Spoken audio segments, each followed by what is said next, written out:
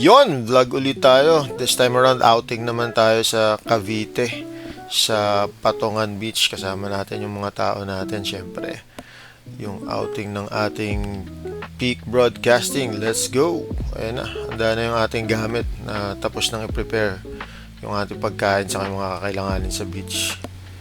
Eto na nga at nagre-prepare na kami ng aming mga gamit. Sinasakay na sa sasakyan. Nakita nyo, may malaking saranggola pa doon sa taas. Oh. Yun, sayang lang, di nakasama lahat. Bali, ang makasama lang, 8. Si Justin, Orwell, Buji, si Prince, si Aki, eto, si Superman, lumipad yan sa bubong. Sino pa ba? Basta, 8 kami. Eto na, paalis na kami, inaayos na lang yung gamit. Tapos, alis na lang home base. Okay, good morning. May lakad tayo ngayon, outing tayo ngayon sa Patongan Beach. Kasama natin si Superman. Kasama natin si Superman saka itong mga to. Hindi ka magligtas kanina. Galing. Good job, Anthony. Punta kami ng Patongan Beach. Outing ng grupo. Let's go. Ano yung nasira yung... Alright, so makikita nga dyan sa navigation kung gaano kalayo pupunta natin. 92 kilometers away. So biyahe, montage muna tayo. Let's go!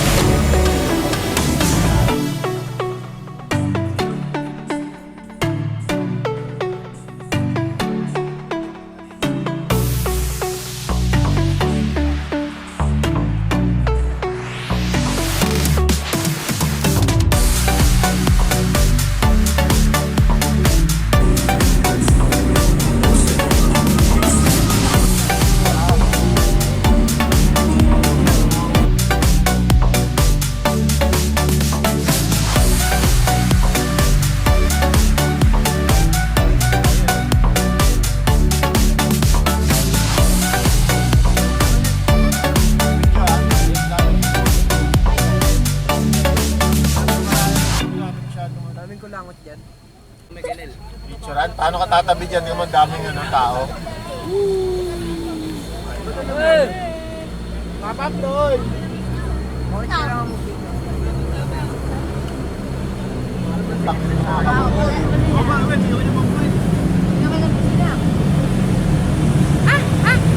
Orwell, unggoy! Daniel, kalbo! Ay! Pala join. Join yan. Orwell, bakit?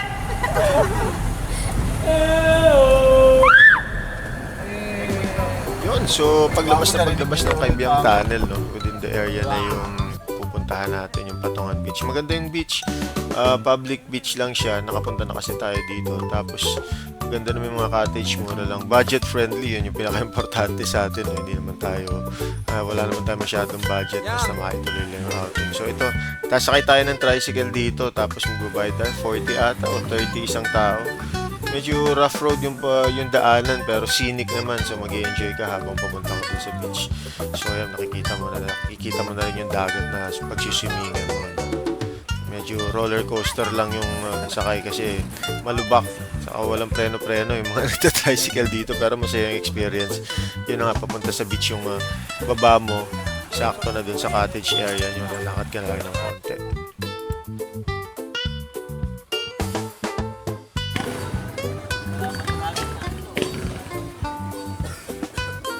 naka-gaze.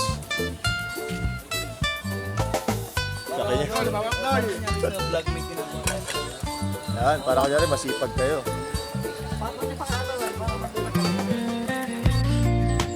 Yon, finally nakarating na tayo doon sa beach, no. Medyo may maraming tao kasi public holiday nung nagpunta kami. Independence Day ata. So, eto, saranggola kaagad ang inintindi ng mga kamote. Pero nakapagbaba na kami ng gamit yan. So, eto na, in-enjoy na namin yung beach. Relax na tayo.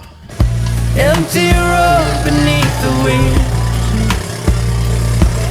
Anong nangyari? Dust wind steals a faded field. Ayun na! Ayun na! Endless lines along Sabi ko nga, baka masyado mabigat yung beach na. dark horizon stays the same. Radio halls low and faint. Lonely minds sink deep within. No sign, no light, nowhere to lead. Just the road in between. Driving slow through twilight haze, wandering in empty days.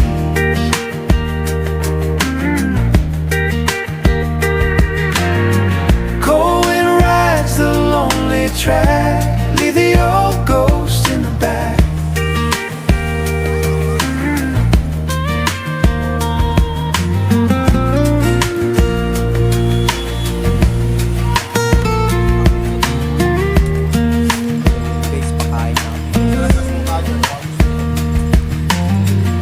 Worn out signs and broken views,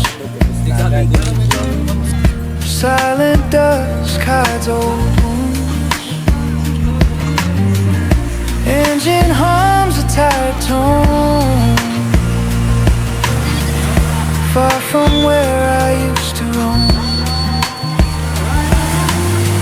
Distant clouds drift out of sight, drift away from wrongs and right. Quiet path, unguided pace, let the highway race. Driving slow through twilight haze, wandering in empty days.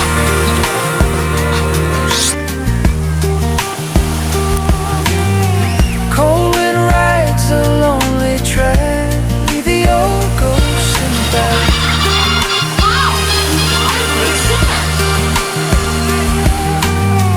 Miles unfold with no reply. Dark folk come cold lullaby. All the way left far behind on this endless lonely line.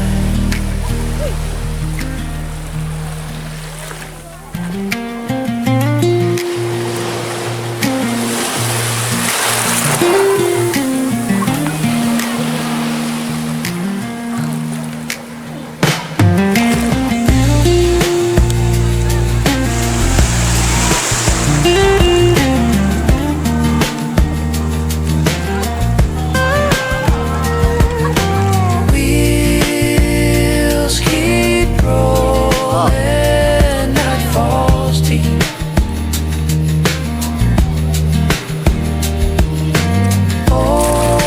Open road, no need to speak.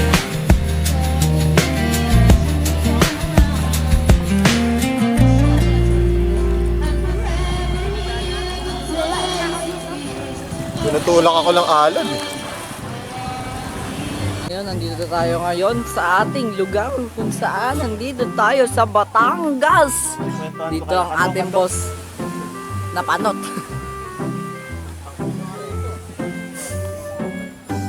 Sila guys, nagiinom sila. Si Kane Justin Daban, namamaki pa. Oral Tugaro. Si Gerald Magleo. Cameraman, lagi ka muna. Makakala ko maririnig ko. Si Michael Anthony Alabat.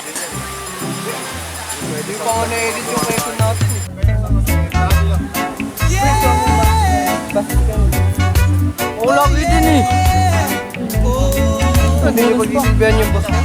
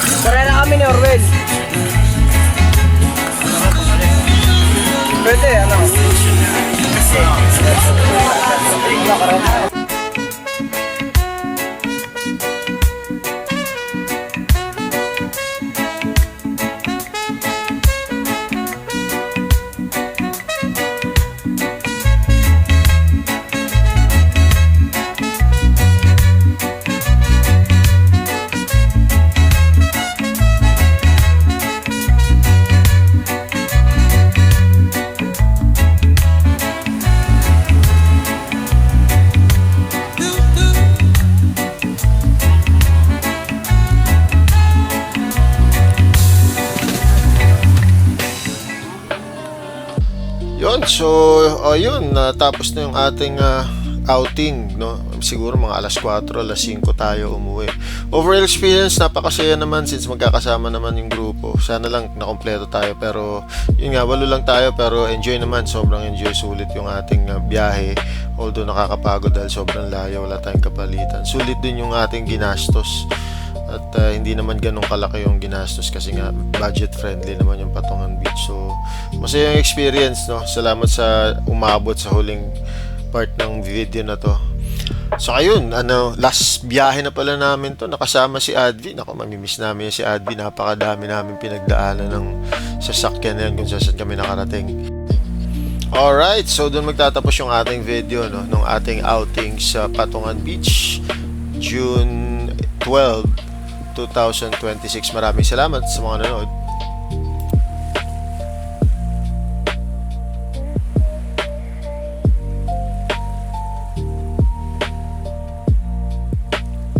Peak Broadcasting.